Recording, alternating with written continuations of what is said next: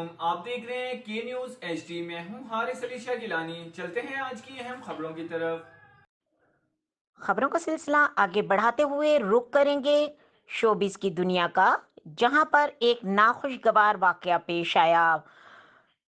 پاکستان کے ایک نجی چینل کے پروگرام میں لڑکی نے عامر لیاقت کے ساتھ بدتمیزی کرنے کی کوشش کی، جس پر وہ طیش میں آ گئے۔ پروگرام میں شرکت کی خواہش مند خاتون امیدوار میزبان عامر لیاقت سے یار یار کر کے بات کرتی رہیں، جس پر انہیں غصہ آ جاتا اور انہیں سمجھاتے کہ آپ یار نہ بولیں، لیکن وہ مسلسل ہنستی رہی اور یار یار بولتی رہی۔ عامر لیاقت انہیں غصے میں کہتے کہ آپ بالکل بھی نہ ہنسیں، جس پر وہ جواب دیتی، کیوں نہ ہنسوں، میرا چہرہ ہی ایسا ہے، میں ہر وقت ہنستی رہتی ہوں۔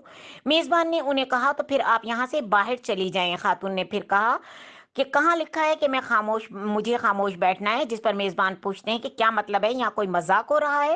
خاتون آگے سے کہتی ہے ہاں مذاق ہو رہا ہے، جس پر عامر لیاقت طیش میں آ جاتے ہیں اور اپنی نشست سے اٹھ کر خاتون کے پاس جا کر انہیں مسلسل گیٹ آؤٹ کہتے رہے۔